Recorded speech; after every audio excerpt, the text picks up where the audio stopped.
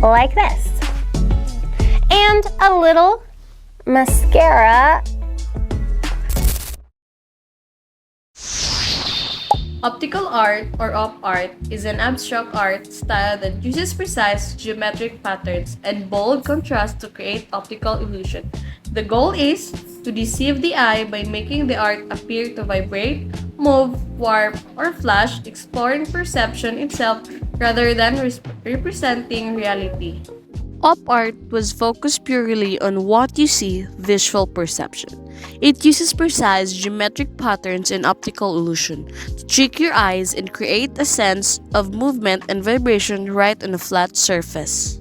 In 1960s, the term op art was coined, and in 1964 by the Time magazine to describe work that relies on optical illusion.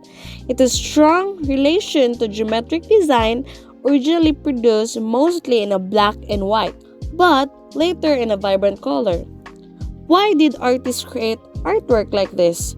Well, the op art movement was driven by the artists who were interested in investigating various perceptual effects. Some did so out of the sheer enthusiasm for research and experiment, some with a distant hope that the effects they mastered might find a wide public hands integrate modern art into society in a new ways. The main goal of op art is essentially based on the principle of optical illusion far from presentation. Op art does not aim to depict but create an illusion that play with geometric forms and color can be convoluted and sophisticated that looking at the piece of the art can be slightly dizzying.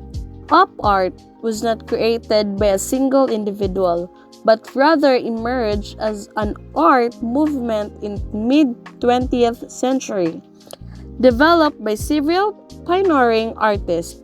The Hungarian-French artist named Victor Vasarely is widely regarded as the grandfather and leading figure of the movement.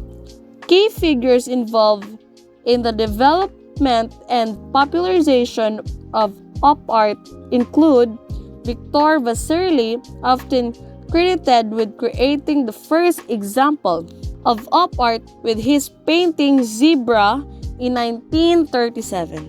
He was a primary driver in movement development using geometric abstraction and color theory to create illusions of depth and movement. Next, we have Bridget Riley, a prominent British artist known for her black and white paintings featuring precise mathematically based pattern that produce disorienting and vibrational optical effects such as movement in squares and current. Next is Richard Aniszkiewicz, an American artist who focused on optical changes that occur when the high intensity, contrasting colors are juxtaposed within geometric figurations. Next is Joseph Albers, a former Bauhaus instructor who experimented extensively with the interaction of colors in his influential homage to the Square series, which laid theoretical groundwork for many op artists. So, how does op art actually work? It comes down to three main characteristics. Number 1, abstract pattern and contrast. Op art uses abstract shapes. It never shows real object. The artist makes the main shapes and the background visually fight each other. This creates a tension that makes the image look like it's vibrating. Number 2, black and white for maximum contrast. Many artists use only black and white because this extreme difference is the fastest, most effective way to overload your eye. The sharp line between the two colors makes the image flicker or jump off the canvas. Number 3, to confuse and excite the eye. The whole point is to trick your brain. The careful design makes you think the flat surface is swelling or spinning. This excitement comes from how your eye's retina reacts, creating illusion of false movement or depth. In conclusion, the main point of optical art is to show that seeing isn't always real.